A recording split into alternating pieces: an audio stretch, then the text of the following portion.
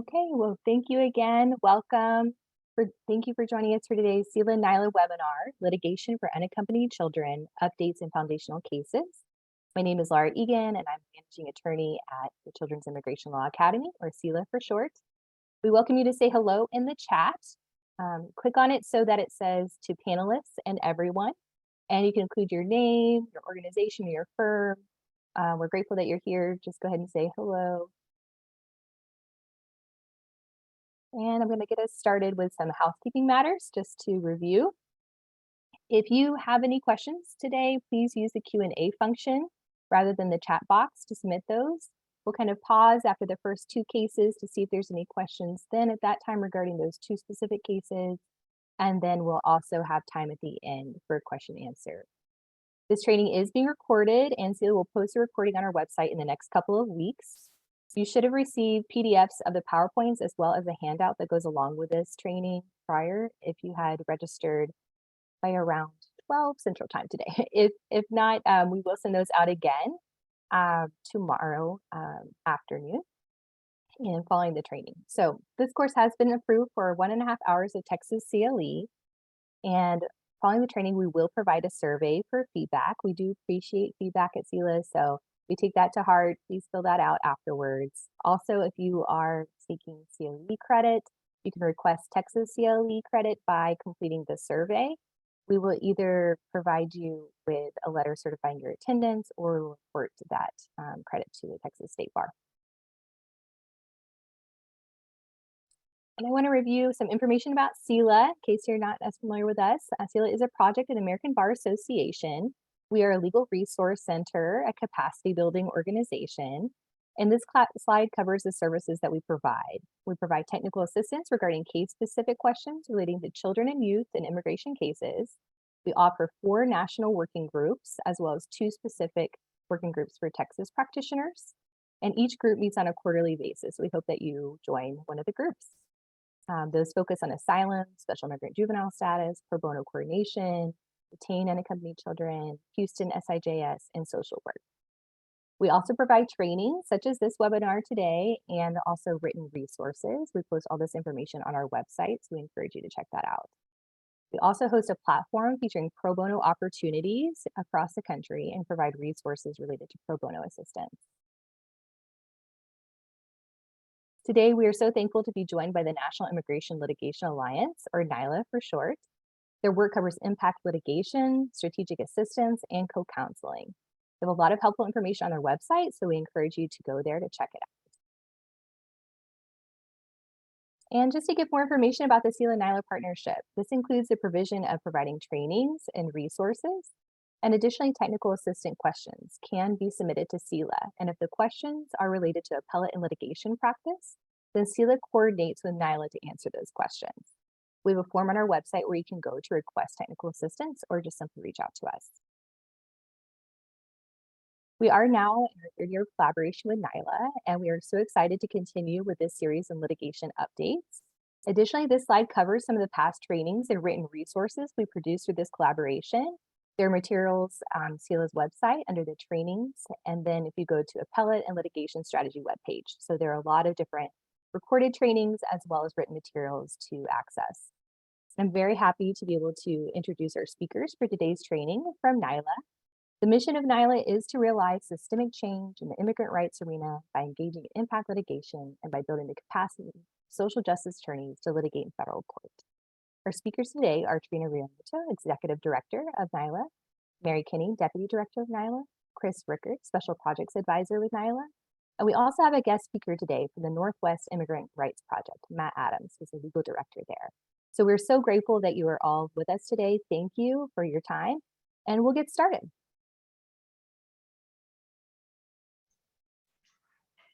All right, good morning all, or good afternoon, I guess it is now. I'm with Northwest Immigrant Rights Project, and I've been asked to talk today about our case Moreno Galvez versus Jaddou, which we filed several years ago when USCIS had first implemented this policy change that effectively barred youth between the ages of 18 to 21 from obtaining special immigrant juvenile status if they didn't get the predicate order prior to turning 18. And so in Washington State, like in several other places around the country, we were facing denials or cases being placed on hold because the agency was no longer recognizing the validity of the underlying predicate orders. And we followed a couple of other lawsuits that had similarly challenged that policy. But in addition, in our case here in Washington State, we challenged the agency's failure to comply with the 180-day timeline rule. And that's what I want to talk about briefly here, because that's the issue that eventually went on up to the Ninth Circuit. We prevailed on both issues before the district court, but the government, when they appealed it, only challenged the court's order with respect to the timeline. And so that's why that was the only thing that the Ninth Circuit ruled on.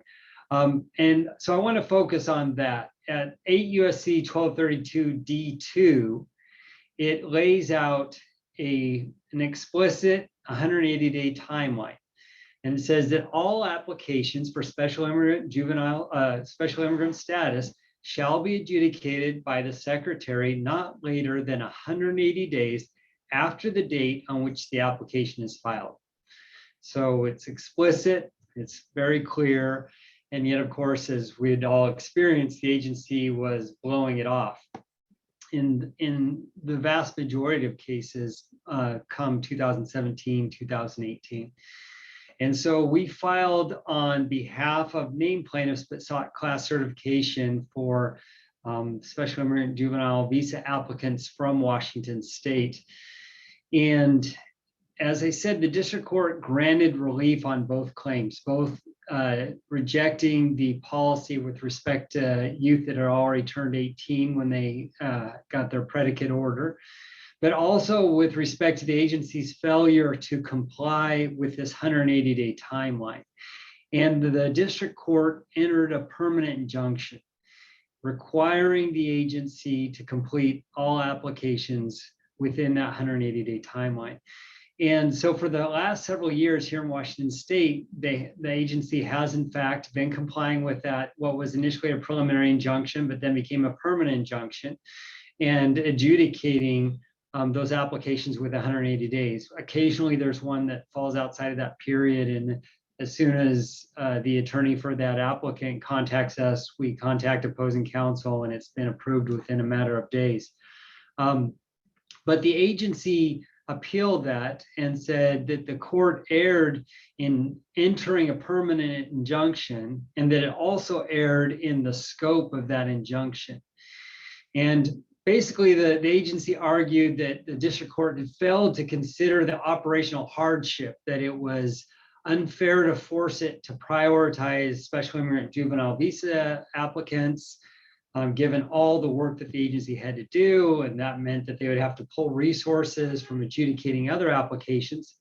And the agency made the argument that it unfairly prioritized Washington State applicants over special immigrant juvenile visa applicants in other parts of the country. Well, the Ninth Circuit rejected both of the agency's arguments and upheld the district court. And it said, one, it wasn't the judge that prioritized special immigrant juvenile visa applicants, but rather it was Congress, that unlike most other applications, in this case, Congress created a clear, express deadline, and that therefore the agency was in fact required to comply with that timeline. And with respect to the argument that the agency was inappropriately forced to prioritize Washington State applicants, the court noted that no, what in fact should happen is that all special immigrant juvenile visa applicants should have their applications timely adjudicated. But of course, the district court appropriately confined its order to the plaintiffs before it, the class that was certified here in Washington State. And so there's good language now from the Ninth Circuit Court of Appeals that again reinforces that the agency has this obligation to complete these applications within 180 days. Now, the agency made other arguments, for example, saying that, oh, it doesn't really matter when the special immigrant juvenile visa petition is approved, because what really counts is when they become eligible for adjustment of status. And since there's waiting lists for some countries, then there's really no harm here. And again, the district court had shot that down, and the Court of Appeals upheld the district court, saying, no, this goes to all special immigrant juvenile visa applicants. So even if some countries have waiting lists or for priority dates, others don't. And moreover, even for those countries that have a waiting list, there are still benefits to be had from having that special immigrant juvenile visa petition approved. For example, cases in removal proceedings, it's much easier to get a case dismissed or administratively closed when you have the SIJS petition approved. So then the court moved on to the scope of the injunction and said, was it proper for the district court to require strict adherence to this 180-day deadline? And this is where it gets really interesting, because while we were litigating this before the district court, the agency had published a proposed rule that purports to allow it to either restart the 180-day clock if the initial application is not deemed complete, or to toll it if it issues a request for evidence, an RFE, or a notice of intent to deny, and to toll it until the applicant then responds to that. So effectively eliminating the 180-day clock, allowing the agency to toll it or even restart that clock. And the district court said that that's flatly inconsistent with the statute. The statute says all cases within 180 days of the date of filing. And so the district court issued an injunction that required the agency to complete those applications within 180 days, regardless of whether there was a request for evidence or a notice of intent to deny, but also ordered that the agency issue any RFE or NOID enough in advance to allow the applicant the statutory timeline, either 12 weeks or 30 days for the notice of intent to deny. So the agency wouldn't be able to wait till the last minute and then kick out an RFE and then deny an applicant simply because the 180 days came up before they had a chance to respond to that. And the Court of Appeals upheld the district court's findings on all of that, including the district court's finding rejecting the agency's interpretation of the proposed regulation. Now, by the time it went up to the Court of Appeals and shortly before our oral arguments, the agency went ahead and approved and published that as a final rule. And so that was before the Court of Appeals as well. The Court of Appeals did not directly strike down the new rule, but instead held that the district court did not abuse its discretion in the scope of its injunction. And so it upheld the analysis of the district court and had some good language in there. We're saying that noting that the agency didn't believe it was obliged to comply with the 180-day timeline, given this proposed rule that they had published, which purported to allow them the authority to restart it. And so all of that was approved. There was an additional form of relief that we had prevailed on before the district court, which allowed the SIJS applicants to categorically toll the timeline if they needed more time to respond to a request for evidence. But the Court of Appeals held that, no, you can't, held that the district court abused its discretion in allowing the applicants this categorical authority to toll the timeline, since it had not provided the government that same ability to toll the timeline. But I think importantly, the Court of Appeals also noted that it was unnecessary because the district court's injunction already required the agency to issue an RFE or a NOID with enough advance notice that they had the time prior to the 180 days to respond to such a request. And so for all intents and purposes, the applicants are protected because those responses have to be issued with enough advance notice that they have the complete time as required by the regulations. So all of this allows applicants from Washington State to have their applications timely filed and really provides the roadmap for what the agency needs to be required to do across the country. And in fact, given the precedent nature of the decision in the Ninth Circuit, you can argue that all applicants in the Ninth Circuit should be getting this timely adjudicated. Now, there's other litigation that is pending that is seeking class certification to require this for all applicants across the country. And with respect to that case, it's the Casa Libre case out of California. The government has actually requested that we work with Casa Libre, the team from Moreno Galvez and Casa Libre, in submitting a proposal on how we can resolve this for all applications. And so we're hopeful that the agency will recognize the need to make a uniform policy that covers all applicants across the country. If that fails, of course, there's a clear roadmap in this case that can be followed that would allow for applications across the country to seek similar orders that would require the agency to comply with this. I mean, one of the things that the court noted was that these are not complex applications. It takes less than 4 hours to adjudicate it per the agency's, the discovery that we obtained in this case, and that there's no reason why they can't be completed within this timeline, especially because Congress has dictated that unlike almost all other applications, that these must be prioritized, that they must be completed within this time frame.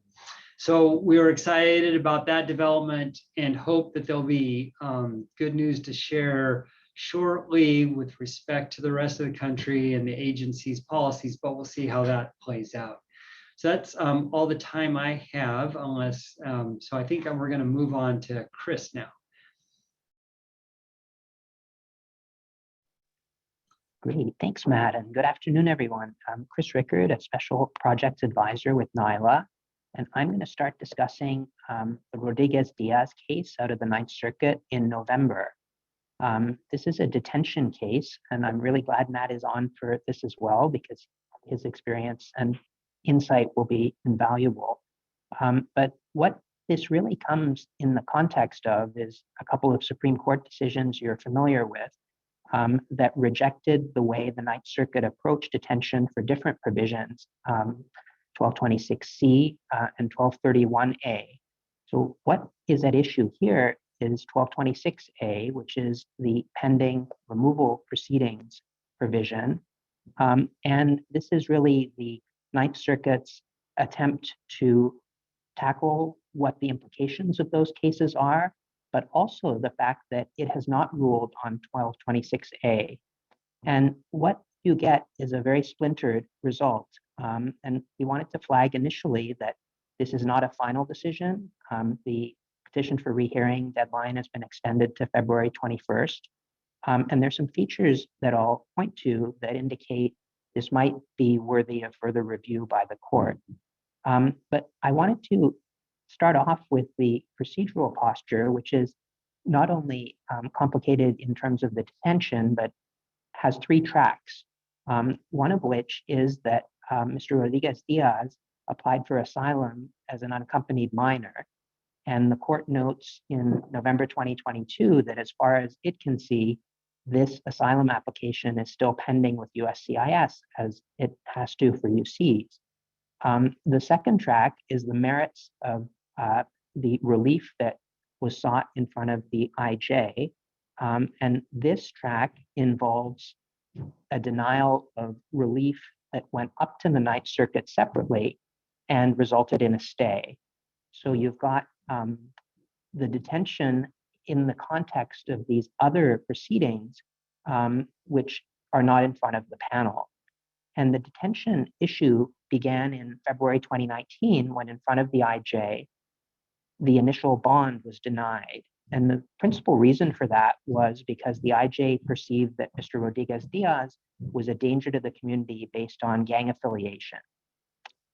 And what happened about a year later, after Mr. Rodriguez-Diaz obtained the stay from the Ninth Circuit, was that a motion for custody redetermination went back to the IJ. And in the regulations, the standard for that is material change in circumstances. And what was at issue there was vacatur of a drug conviction that also played a role in the initial denial of bond, and extensive evidence, mainly summarized in the dissent in this 2-1 Ninth Circuit opinion, of rehabilitation. And the IJ again denied reconsideration and bond, faulting Mr. Rodriguez-Diaz because he had recanted his prior denial of the gang membership. So while this was going up to the BIA in parallel, and this is really the federal district court basis for what is an appealed habeas proceeding, Mr. Rodriguez-Diaz won a grant of habeas in district court because he challenged the due process implications of the reconsideration procedure at the immigration court. And he triumphed in two respects. First of all, another bond proceeding was ordered by the district court, but the burden was placed on the government by clear and convincing evidence to show that his detention should continue. And while the proceedings were going up on the legal issues, the bond determination was set by the IJ at $10,000, and he was released after about 18 months of being incarcerated. So I think that longer procedural description leads into the three-way decision. And it's three ways because in tackling 1226A, there is not clear agreement, and a majority avoids deciding whether the constitutional analysis should come under Matthews v. Eldridge, the classic due process procedural deprivation case. And this is because one of the judges, Judge Blumete, who concurs, would not apply Matthews and would instead go to original understandings of what process is due to non-citizens in removal proceedings in terms of detention and bond review.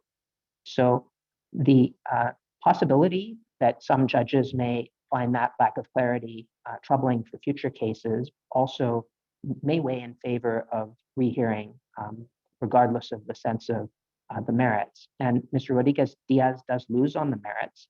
The majority and the dissent have very different views of the implications of the Ninth Circuit's previous detention decisions, many of which Matt was involved in. And this is really interesting because, of course, the Supreme Court really overturned a method of analysis in those cases, which is constitutional avoidance. So a lot of the statutory readings that came out of 1226C and 1231A were because the court said that other readings would implicate constitutional problems.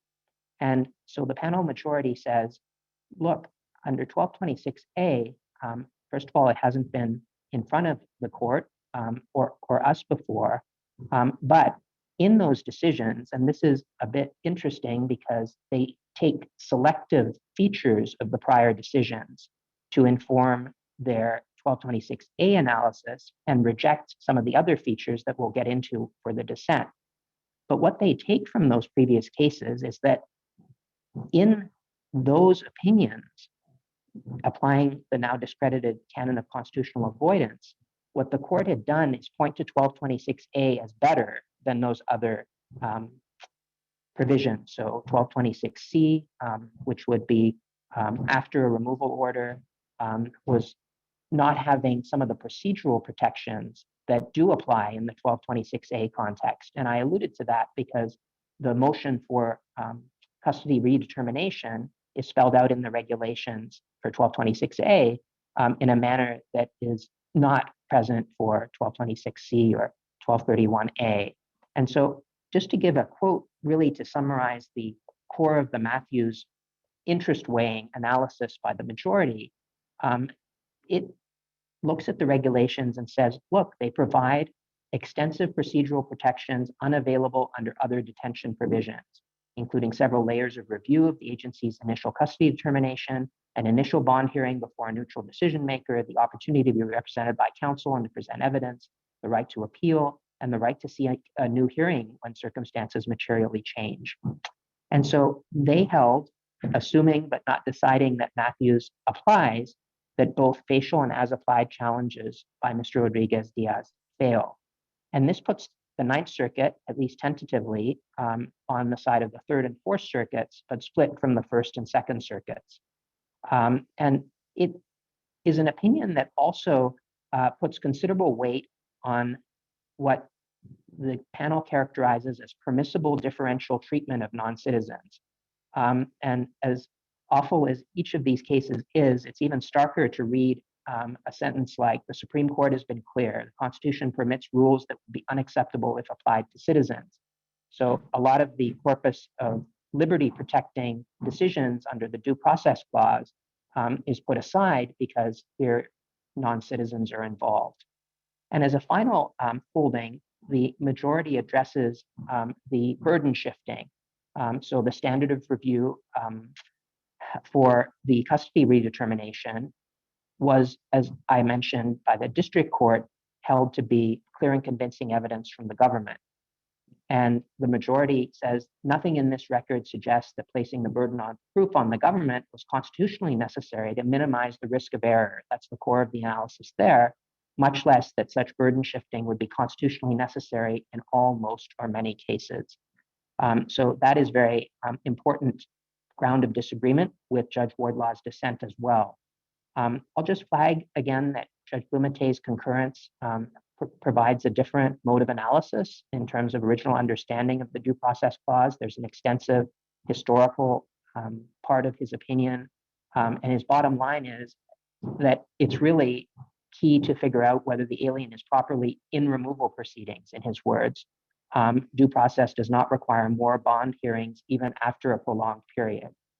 So that would be a more strident approach to and categorical approach to what the majority, Judge Bress and Judge Blumenthal, agree should apply here.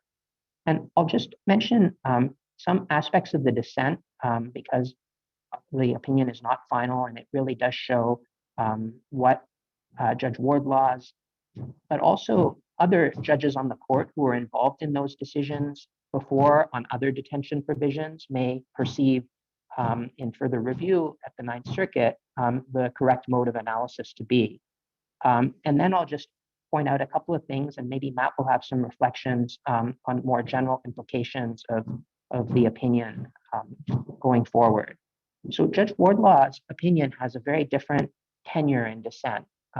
You learn an awful lot more about Mr. Rodriguez-Diaz as a person in terms of the record, how it may implicate the Matthews interest weighing.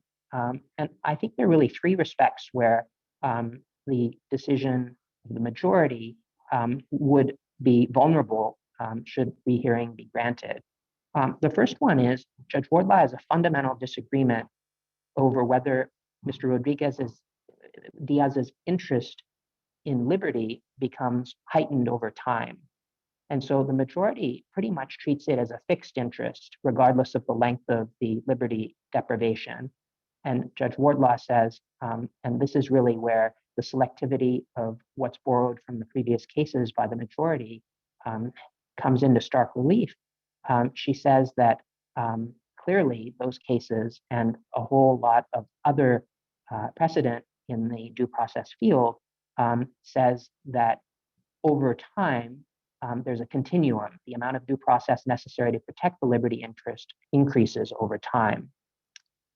Judge Wardlaw also puts a lot of weight on the fact that once the IJ was told to make a decision with that burden being placed on the government, $10,000 was set as the bound. And the release, there's nothing in the record indicating that anything went wrong with the release, but that this happened is for her in real life terms.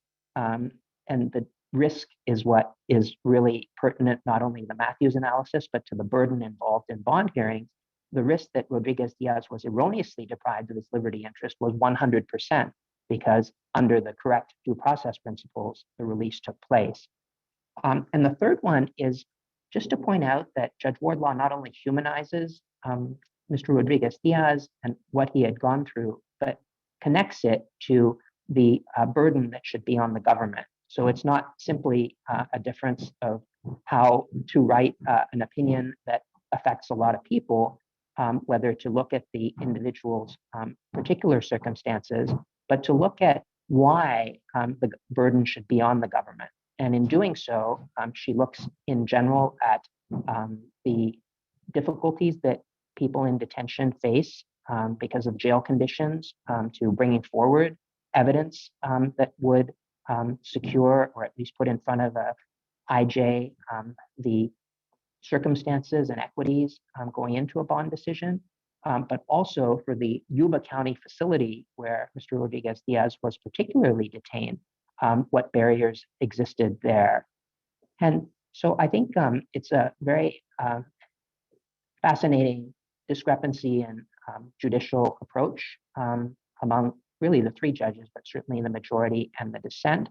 And the two areas that I wanted to just tee up for discussion were a question of whether there's going to be reverse impact, meaning several of these Supreme Court cases are now back at the lower courts, sent back to district court about the constitutional questions involved, and how much will this case on 1226A potentially wash over if it becomes final, some of the analysis 1226C and 1231A.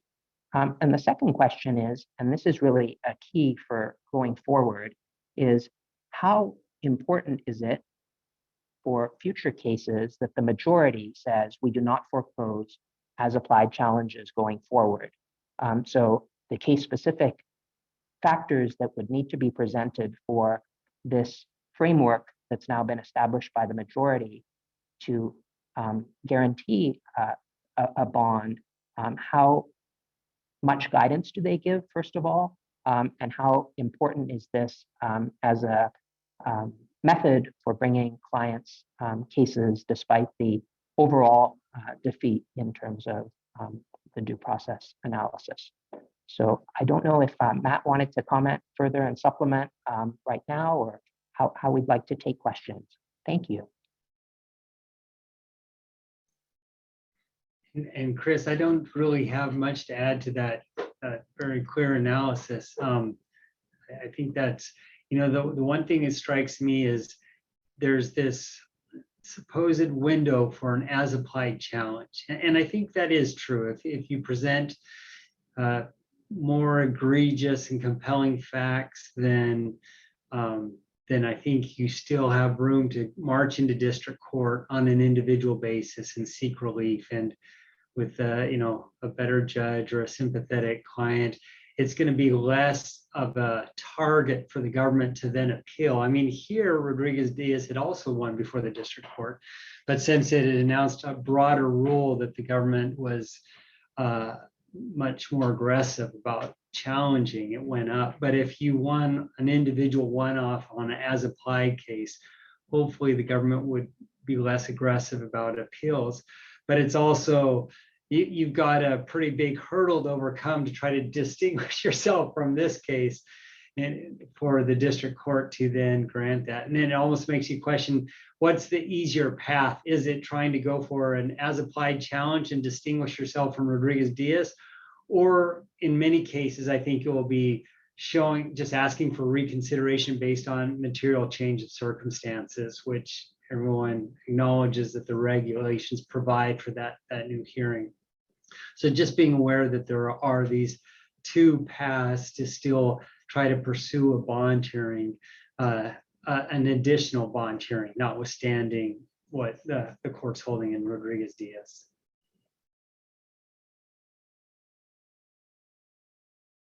Okay. Thank you both so much. I think we're going to pause and have a few questions really quick. So this first one is about the Moreno Galvez case. So thank you for the very helpful summary on the Washington case. Sorry if this was already answered and I missed it, but any idea of what the timing is like in the California case and how long it might take to see if that case can put in place nationwide policy? Sure. So in that case, there is a pending motion for class certification. It's been briefed, but the judge has not ruled on that.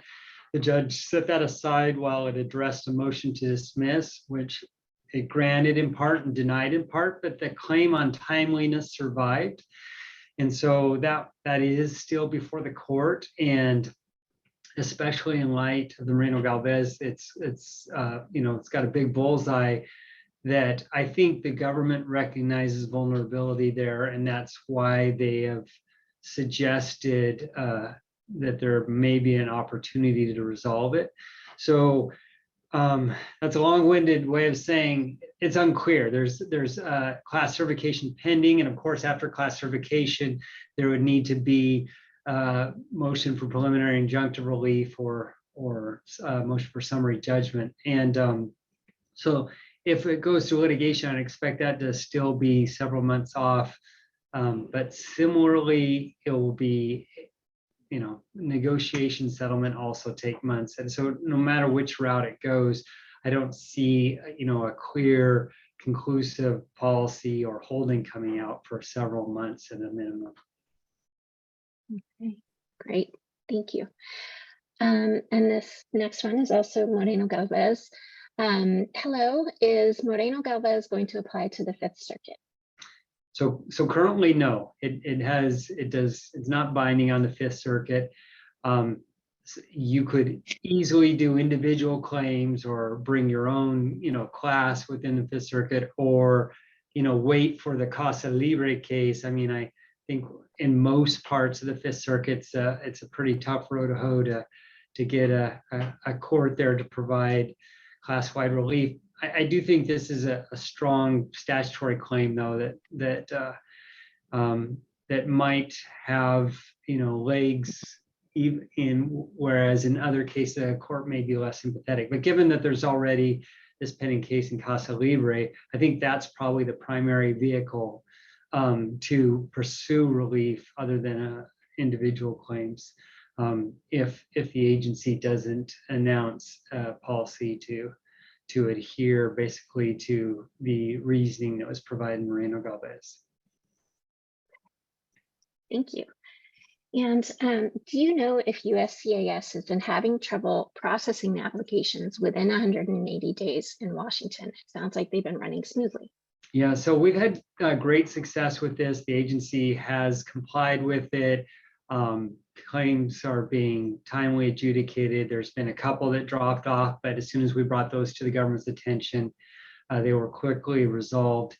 And, as the court noted, SIJS applicants constitute less than 1% of all applications before USCIS.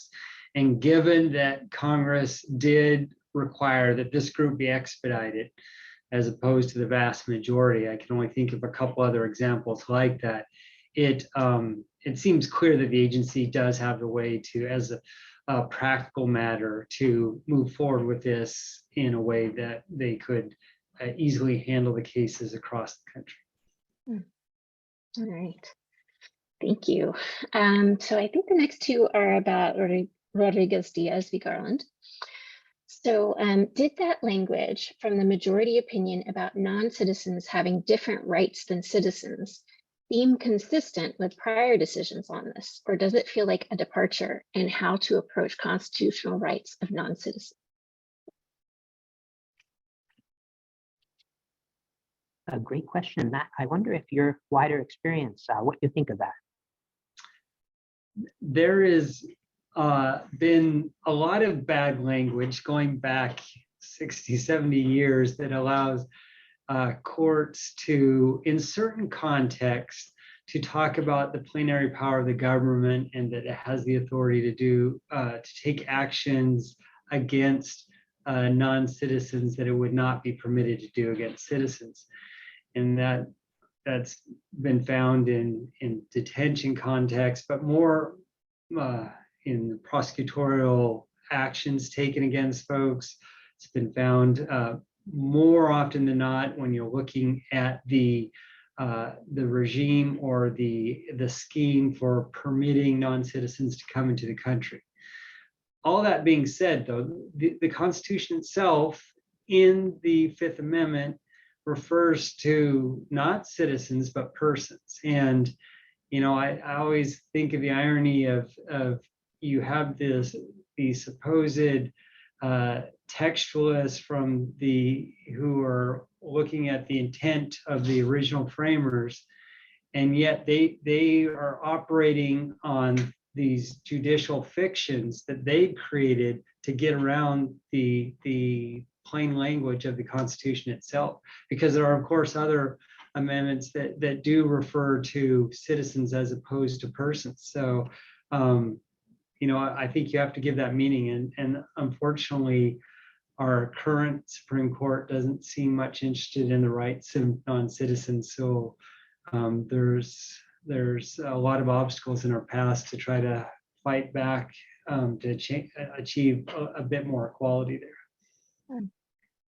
Yeah, thank you. Last one. Are you aware of any other pending cases on this issue that could cause other circuits to weigh in on the split?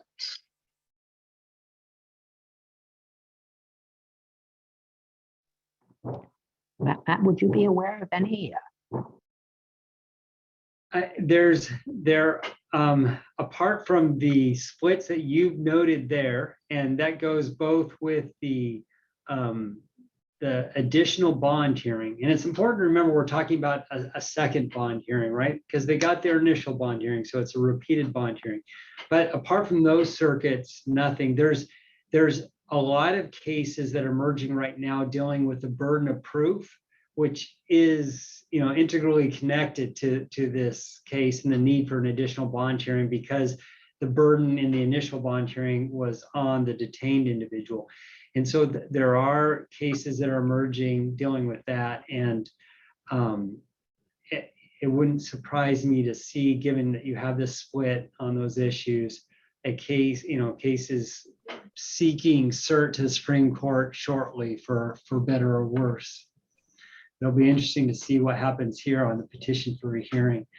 I mean, it's so glaring in some ways how this case just gave the backside of its hand to existing precedent, including burden of proof issues like in Singh. So we'll see what happens. Awesome. Well, thank you both so much. And we're going to move on to the next slide. Great, thank you. So I'm going to shift the focus away from class actions and detention and talk about a precedent decision that many of you will be familiar with. At the BIA, the case was matter of La Parra de Leon, and that case stands for the proposition, the BIA's case stands for the proposition that if you had a defective NTA, so one in which didn't have the date, time, place information that's required, but subsequently got that information through a notice of a hearing, the board said in the matter of La Parra that that corrects the error and that you have had sufficient notice so that if you got an in absentia order subsequently, you can't argue that you didn't get proper notice.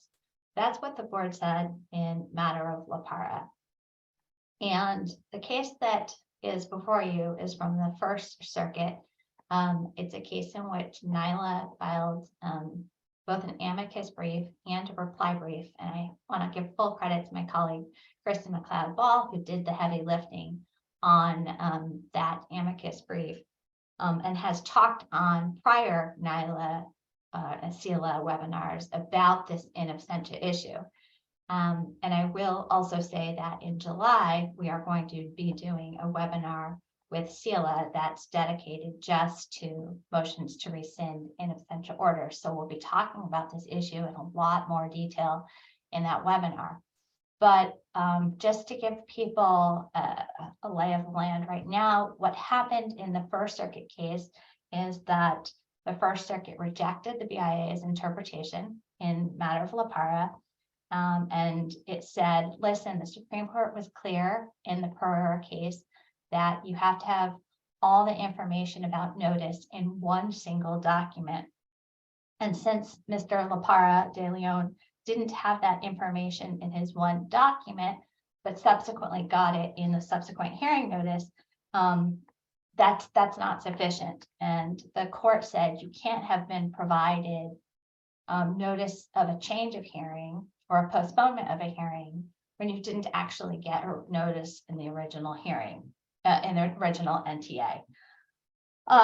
So that is good news for people in the First Circuit. It means that basically you can file a no notice motion to rescind an in absentia order if you didn't get, if you have a defective notice to appear. So that's good. And, you know, I have to say that the Ninth Circuit has similar case law, and the Fifth Circuit has good case law and bad case law on this. This is an area of the law that the circuits are rapidly weighing in on, and the government is very much considering its options about what it will do.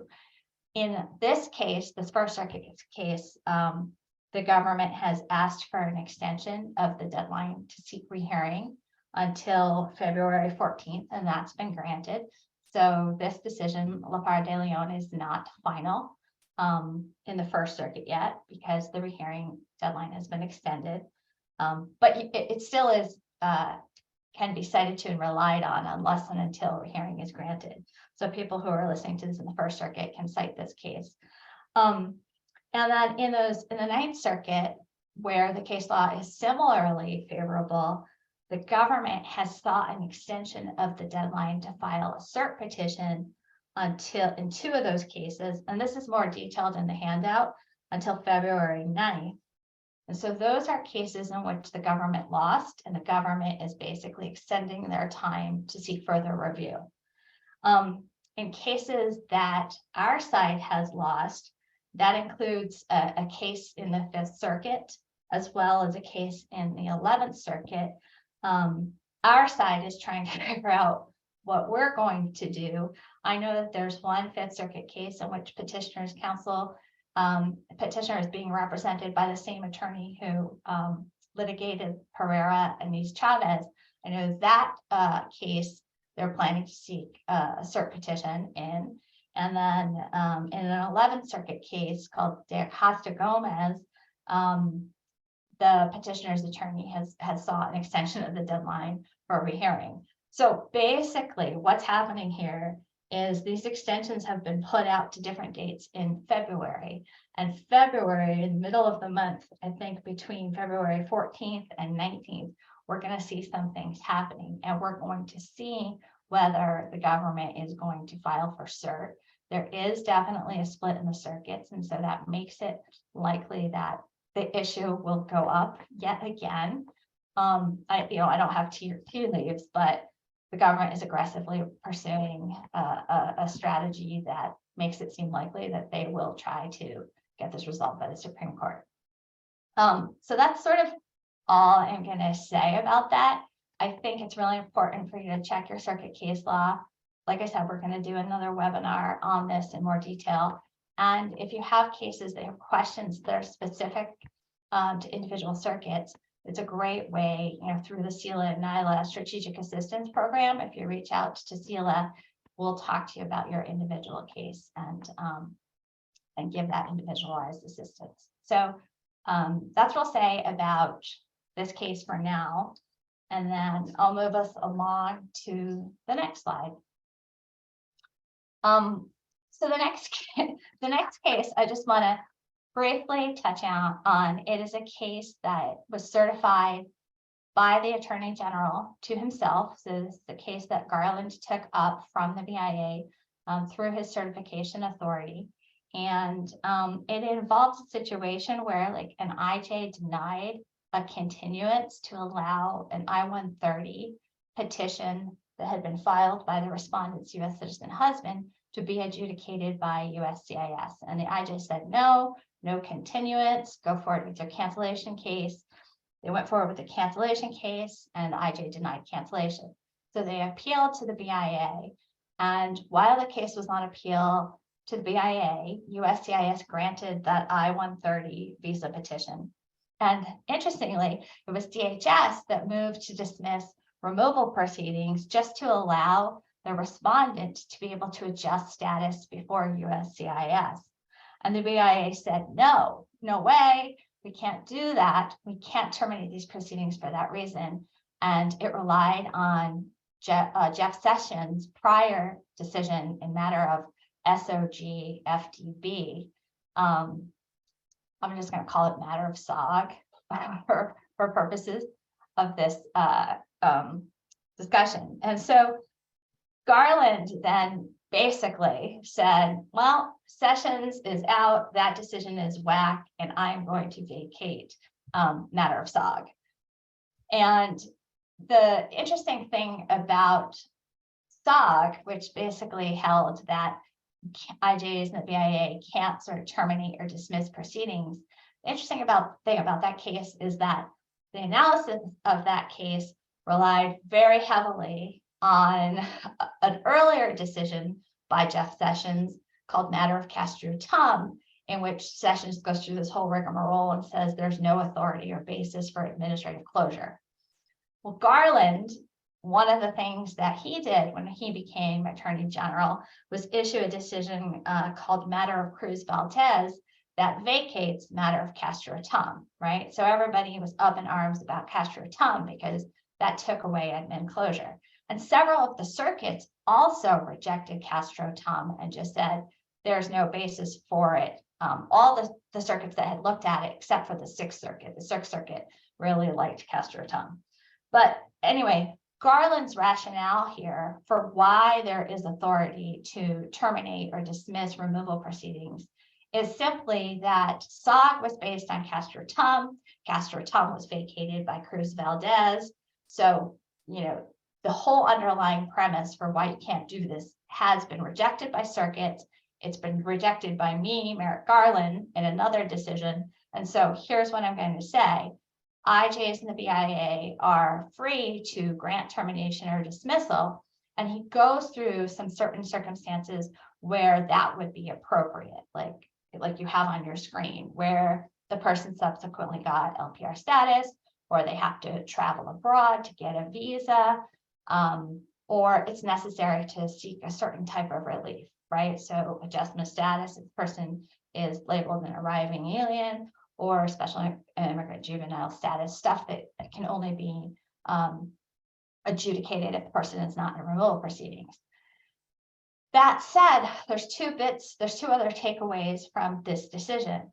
The first is that is the list of circumstances that are laid out in the decision, but it is not and should not be read as being the only circumstances where IJs and the BIA might grant termination or dismissal. So if you have a case that you think warrants termination or dismissal, I don't think that this case precludes you from doing that. I would just say you need to do that in a written motion, and you need to document why it's necessary and document it well in that written motion. And the other thing that Garland says in this decision is DOJ expects to issue rulemaking notice regarding regulations about this issue. You know, look for that, it's forthcoming. And I would just say to people who are watching this, take that with a huge grain of salt. We have seen them say this before, and sometimes it takes like a really long time and there's still no regulations. And sometimes it gets done. So we don't know when that's going to happen, but it's part of the decision and part of the analysis in matter of Coronado Acevedo. And I see we're getting close to the hour, so I will pass for now and come back to answer some of the questions that have come in the chat after Mary was finished. Great, thank you. So I'm going to switch gears again, and I'll be talking, I'm going actually back to SIJ, and I'll be talking about 3 district court decisions, all favorable for the petitioners, that involve APA challenges to USCIS denial of SIJ And the standard in each of these is, under the APA, is whether the USCIS decision was arbitrary, capricious, or in violation of the law. And in each of these cases, the court found that it was. So the first is Cosme v. Garland, and that's a case that came out of Rhode Island. In that case, there was a state court state court order on dependency, and the petitioner was found to satisfy all of the requirements for SIJ, but USCIS refused or declined to consent to the grant of SIJ, and there were two reasons for this. The first was in the initial decision, USCIS found that the state court order did not include some form of relief from the parental abuse.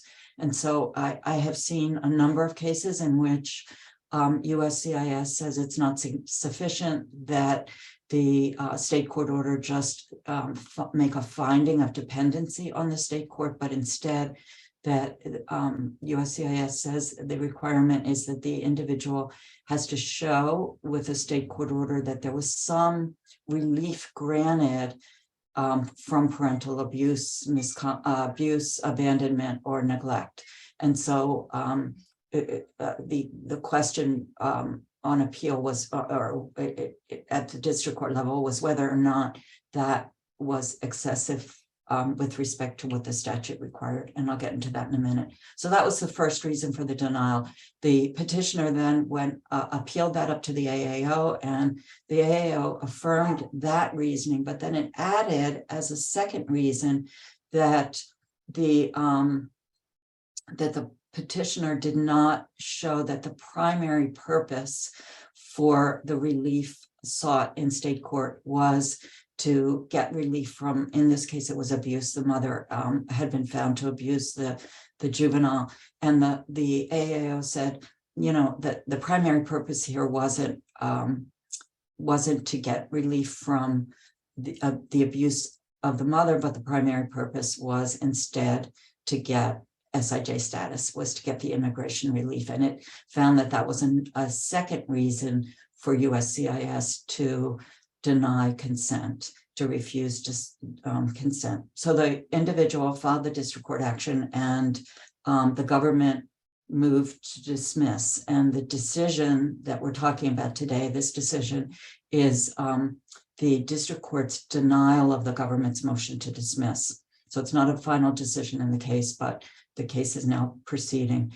And the court denied the motion to dismiss because it found that both of these requirements had been imposed by the agency and were in excess of what the statute required. So with respect to the first issue of whether or not there was a requirement that the state court order include some kind of specific relief from or remedy to the parental abuse or abandonment or neglect, the court said, well, wait a minute, let's look at the statute. The statute, INA section 101A27J or 8 USC 1101A27J says two things. It says there's an alternative way to demonstrate the sort of the predicate finding for SIJ, and that is that the petitioner has to show that the state court found that he or she was dependent on the court, and that's the language, or that the state court placed the individual under the custody of an agency or an individual appointed by the state, and that's a paraphrase of the language. But the district court found that that or was significant. You didn't have to show both. You just needed to show one or the other. And in this particular case, the state court had met the first prong. The state court order specifically found that the individual was dependent on the court for care and protection.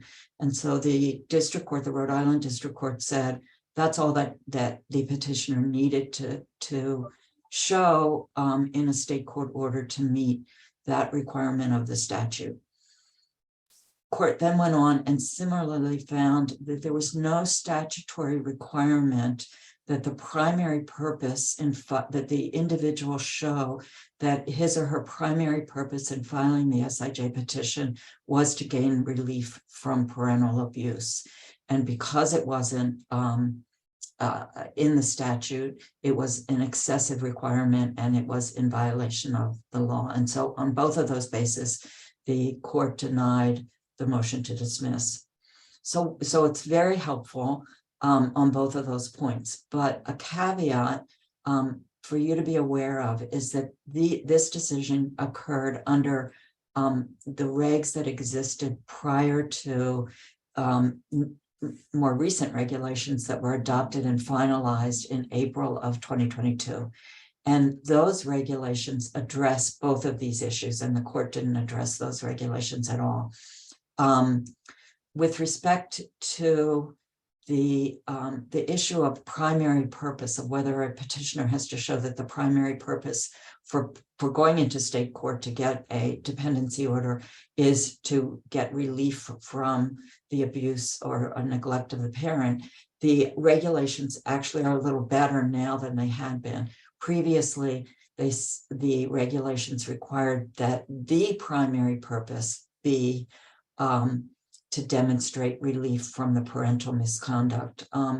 Now, the current regulations say that a primary purpose has to be to get relief from the parental abuse, neglect, abandonment. And so it's a little more flexible. And in the preliminary comments to the adoption of the final regs, USCIS specifically recognizes that there can be more than one primary purpose for, which is a little funny, but still it's helpful, more than one primary purpose for pursuing state court dependency proceedings, and that one of those proceedings really could be to get immigration status, as long as another primary purpose is to get relief from the parental abuse, neglect, abandonment. On the other issue, the issue of whether or not the regulation, whether it's permissible for USCIS to require a petitioner to show that there's that the state court ordered some kind of specific relief from the abuse or remedy as to the abuse, neglect, or abandonment. The regulations now specifically require a showing that the state court ordered some relief. And it gives as examples something in the form of child welfare services or a court-ordered remedial relief. And that's 8 CFR section 204.11 D5. So there's a real question, based on the reasoning of the district court's rejection of the Rhode Island District Court rejection of that language as being, of that requirement as being in excess of the statute. There's a question as to whether this new regulatory language is in violation of the statute. There hasn't been any litigation on that. Best practice is to try to figure out a couple of things. One is to figure out if there is some kind of relief that would be beneficial to the client that the state court could order. That would be the ideal situation, because then there'd be no question. But there are other arguments to make that simply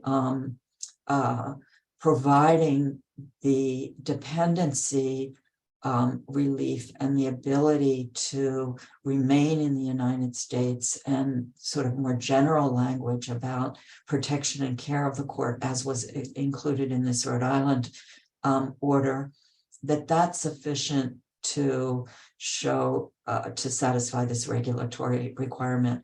And I'll just mention here that NILA, through our co-counseling program, we co-counseled a case up in Massachusetts that raised this issue, and we survived a motion to dismiss. And following that, the court the government came back, I'm sorry, that we didn't get to the court didn't order anything on the motion to dismiss, but the government did come back in this case after we filed the complaint and said, in both cases, it was reopening the decisions and approving them. We filed on behalf of 2 petitioners. And we made the argument in the complaint in that case that under either, we said that the old regs actually applied, but that there was an argument that the new regs should apply. But under either set of regulations, a more general order from the state court as existed in these 2 cases did satisfy both sets of regulations. And so, as Trina mentioned, through the NILA, CILA technical assistance program, we'd be happy to talk with you about the arguments we made in that case if you run into this issue. So that's the first case. The second case is Doe v. Mayorkas. And in this case, it also was a case hinging on USCIS refusing to consent to the grant of SIJ status. And there were 2 reasons here. The first was that the USCIS found the case had been brought under a Texas Declaratory Judgment Act. The state court proceedings had been brought under a Texas Declaratory Judgment Act, and USCIS found that that was not, that the order granted under that act was not a qualifying dependency order. And it was a decision by the AAO, and the AAO reasoned that the Texas Declaratory Judgment Act is a general act which doesn't have any specific ability to address care and custody of juveniles. And the court rejected that argument. It looked at the fact that the petitioner had brought, yes, the case was brought under the Texas Declaratory Judgment Act, but the petitioner was asking for a declaration of rights pursuant to some Texas state child welfare laws. And the court said that's what the state court ruled on, was the applicability of those child welfare laws when it found, in fact, that this juvenile was dependent on the state court. And therefore, it was perfectly proper for the petition to be filed under this more general Declaratory Judgment Act statute, as long as it was, the reasoning was based on the child welfare laws, the state child welfare laws. So that was the first issue. The second issue that was the basis for the denial by the USCIS was that was the same as in the Cosme case, and that was that the AAO said, oh, the principal reason this person is brought is not to seek protection. The state court proceeding was brought was not to seek protection from his or her parents, but instead was to get immigration status through SIJ. And the AAO based this language on the fact, or this decision on the fact that there was language in the state court order that specifically referenced a grant of SIJ status and made some kind of conclusory comment about that this individual should be eligible for SIJ status. Here, the court, this was a D.C. district court. So even though it was it arose in Texas, the individual had filed suit in D.C. district court. The D.C. district court took a different approach to resolving this issue. In this case, and the attorneys representing the juvenile took a different approach. They provided the district court with examples of at least 8 earlier AAO decisions in which very similar language in state court orders, but in which the AAO had granted the SIJ status, had consented to SIJ status. And they said, look, this is there's a pattern here of these earlier 8 decisions in which consent was granted, despite the fact that the underlying state court order referenced SIJ, and there was nothing explicit about it being primarily for the purpose of seeking relief from parental abuse. And they said, here, all of a sudden, there's a reversal in the position of USCIS, and there's no explanation for why USCIS has reversed its position here. And in this case, the district court agreed with that argument and said, yes, a decision is arbitrary and capricious if it does not explain a basis for reversing agency policy.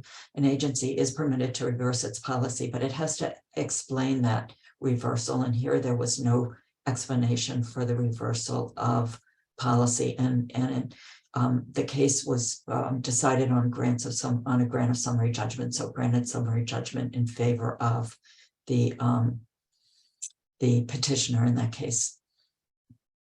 So that's the second case. So I'm going to switch to the third case now, because I want to make sure we have time for questions. And switching gears, this is still an SIJ case, but it's a very different issue. And this issue involves, first of all, it's a great name, In-Ray, the 21st birthday denials of special immigrant juvenile status applications by USCIS. It's also a really lovely decision to read because the New York District Court was very unhappy with USCIS and made that really clear. This case involved two SIJ petitions which arrived at USCIS on the day of the individual's 21st birthday, and they were denied on the basis that the individual, the two juveniles, had turned 21 and had aged out. And in the first one, the reason it arrived there were sort of legitimate mitigating reasons why each one arrived on that day. In the first one, it was because there had been a terrible snowstorm in the northeastern United States, and it had delayed, even though they had sent the petition by some kind of a carrier for overnight delivery, it had delayed that carrier so that it did not arrive at the Chicago lockbox until a day later than it was otherwise would have arrived.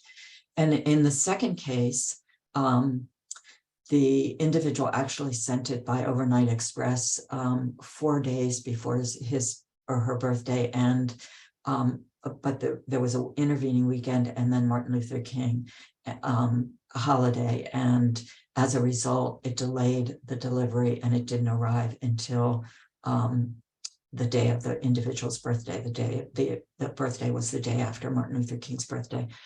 So what happened in that case procedurally, I'll just say real quickly, was the parties arrived at a resolution and moved the court to permit dismissal of the lawsuit based on an unannounced and unexplained resolution.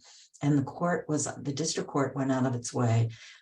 It was unhappy with that resolution. It wanted to know, the judge wanted to know what that resolution was, and it specifically wanted to know what steps USCIS was taking to address this issue. And so it went ahead and issued, after some additional briefing, it went ahead and issued, it denied the dismissal then and there, went ahead and issued a decision. And that decision had several holdings. First, it held that, at least in the, based on law in the Second Circuit, that where a petition arrives on the individual's birthday, the USCIS has to look at the time of the individual's birth. So if the individual's born at 9 p.m. at night and, on, let's say, the 2nd of January, but the petition arrived at 10 a.m. that morning prior to the actual time of the petitioner's birthday, then it would have arrived prior to the individual turning 21. And so based on that Second Circuit precedent decision, the district court said, this is the rule USCIS has to apply.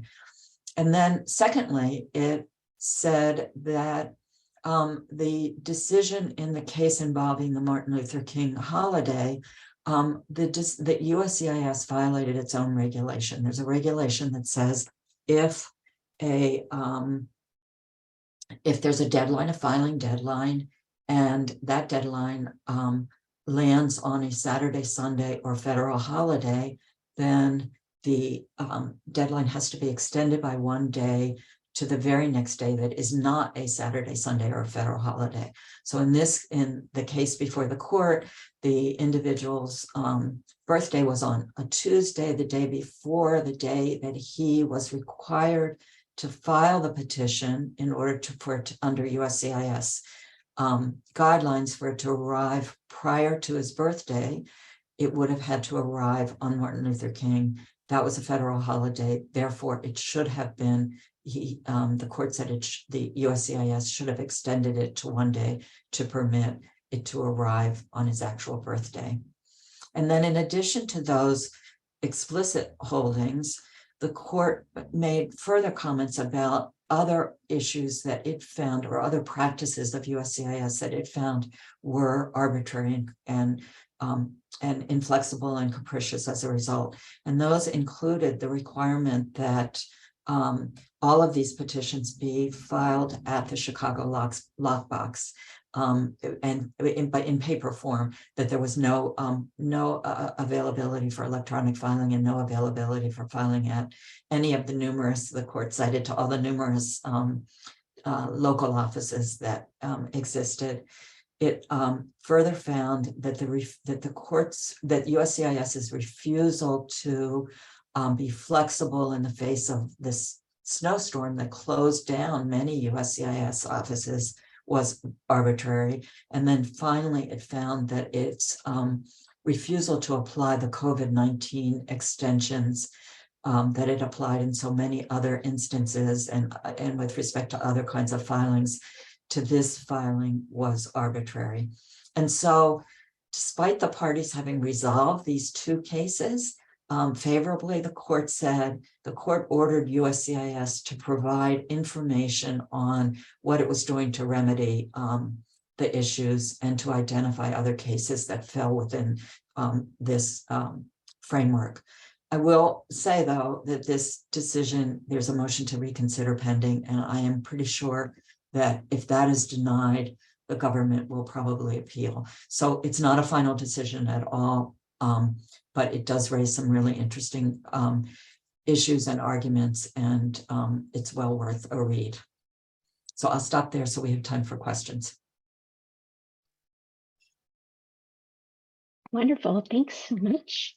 We do have several questions. So I think I'll start with, let's see, are there any cases challenging fake hearing info on an NTA? So I think this is about Lepara-Divion.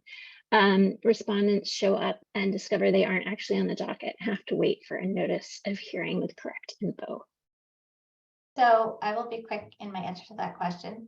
I don't know of any fake cases per se that are trickling in the courts, but I'm sure there are many of them that are happening.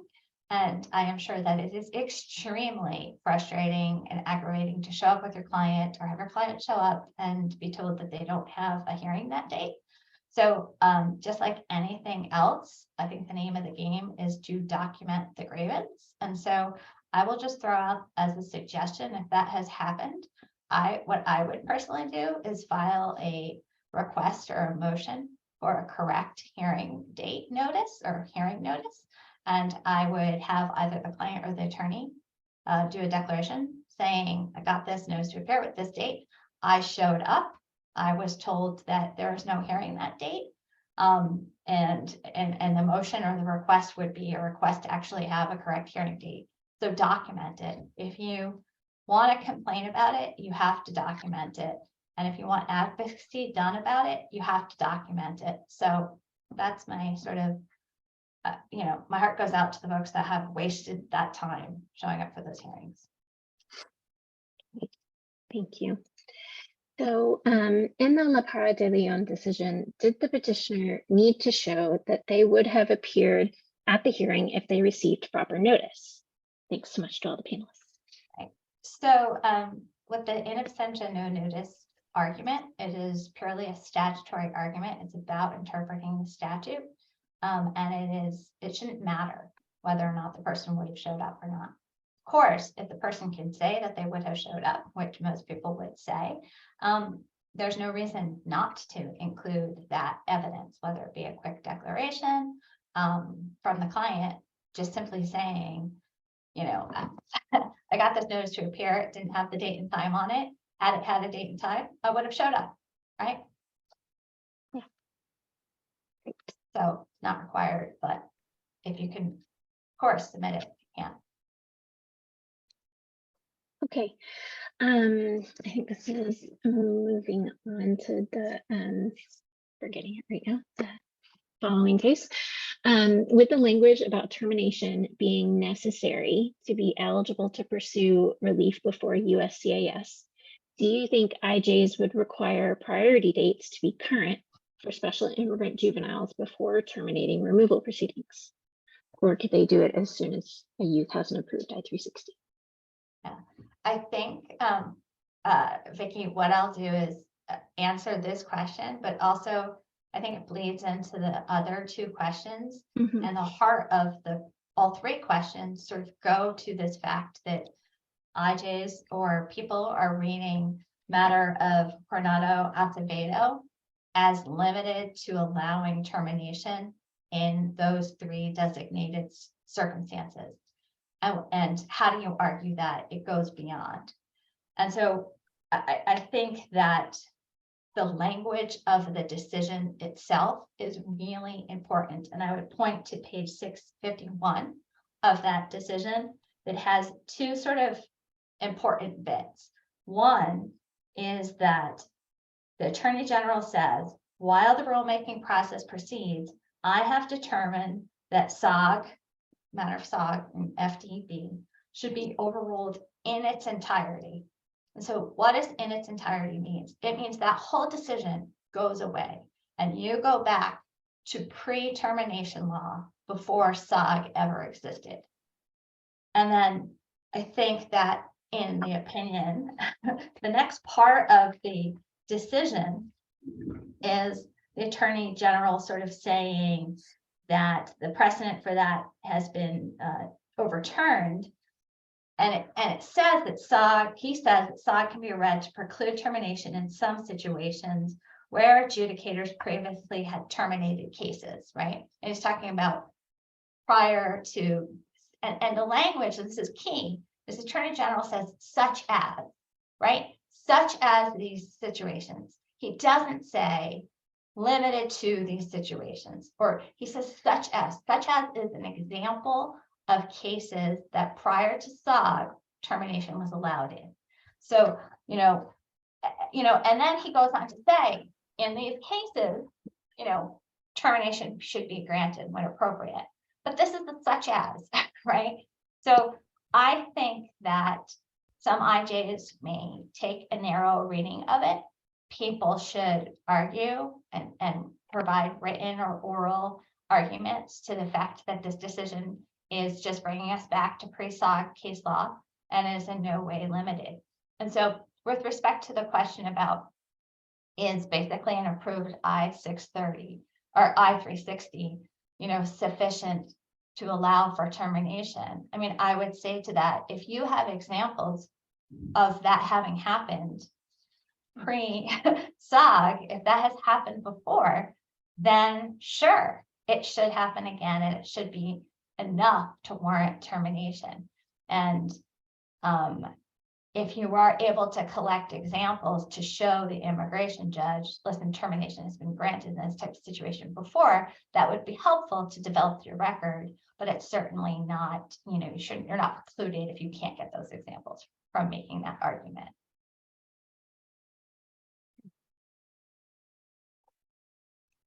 Okay. I think we might skip the next question because I think that's a little very focused on Texas, to be honest. Might move on to the next one about Cosme. Can you give some context for the finding that petitioner was dependent on the court without appointing an agency or individual? If a minor has no potential guardian to be appointed, can they have SIJS findings regarding parental abuse or abandonment? Yeah, so let me use the examples of the cases that I indicated that we co-counseled, the two specific juvenile petitions. So in the one, the individual, the young guy was living with a friend from his home country who was up in Massachusetts, and that person had been assisting him with all kinds of both shelter as well as some monetary assistance, and that was all in the record. But he wasn't an official; he hadn't been appointed as a guard, as in any way as a guardian or any appointed official by the court to take custody or oversee the child. But the court relied on that and said the state court relied on that and said it is better for this has been the best place that this child has ever lived. It's better for him to remain here with this friend of the family than to go back to his parents who had neglected him. So that's just an example. In the other case, there was some language about her wanting to pursue an education in the United States, and that there was a reason for her to stay here. And that kind of language I think can be used. So there are other things besides specific appointment of a guardian. Agreed. Thank you. Okay. For Doe v. Mayorkas, we have a client who had a similar denial back in 2018, but he has now turned 22. Do you think that there is any path forward on the I-360 for this client? And he goes on to say they had considered arguing that the I-360 was initially filed before he turned 21, even if a future decision on a motion to reconsider, etc., is made afterwards. Yeah, I would, I think on this one, it would be best to maybe talk offline and look at the specifics and look at the date and what's happened since then. Yeah. Okay, and then we've got 2 more minutes. Okay, did Mayorkas address those new regulations that were discussed when talking about the Cosme case? In the Doe case, the Doe Mayorkas, v. Mayorkas? No, Yeah. Neither of those cases discuss the new regulations. Okay. If we were to determine that based on the Second Circuit decision, a petition that was erroneously denied, even though it arrived before the petitioner's birth, is there an avenue for recourse? I would imagine a motion to reopen, but those are typically time bound. So I'm a little confused by this. It arrived before the petitioner's birthday. The Second Circuit decision is only helpful on the issue of something that arrives on the birthday, because it gives flexibility so that the USCIS is supposed to look at the time of the birth. So if it arrived before the birthday, then there wouldn't be an issue with aging out, which was the issue in these cases. So again, I'm happy to talk offline. Right. Yeah, great. Oh, I think they're clarifying it was on the birthday, but before the hour of the birth. Oh, I see. Okay. I actually had a question about that, because what do they do about time zones?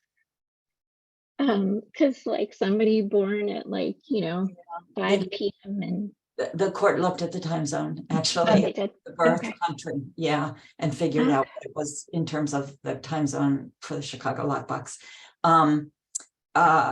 Yeah, I think the recourse would be to try to get the decision reopened if that's at all possible. And if it's in the Second Circuit, then you can rely on that case law. If it's outside the Second Circuit, then you need to look at the case law in your circuit to see if there's any decisions similar to the Second Circuit decision. Okay. Hey, can I just say, if you're learning about this argument for the first time in this webinar, you're going to have to make a tolling argument because the motion is not timely. Make sure you document that you're just learning of it. You just advise the client of it. Da, da, da, da, da. And for making the tolling argument, you can contact through the technical assistance. You can talk to Trina. Thank you. Thank you. Fantastic. Thank you so much. This was wonderful. We do just want to remind you guys that there is a platform on CILA's website that has current pro bono opportunities. So if you are interested in taking a case, please take a look there. Additionally, if you're a nonprofit who's interested in hosting cases, give us a shout out, contact us via email. Thank you everyone for participating today in this webinar. We did include a feedback survey in the chat as well as a CLE survey, so complete those if relevant. And again, thank you so much to our panelists today. We hope that you stay connected with CILA and have a great day.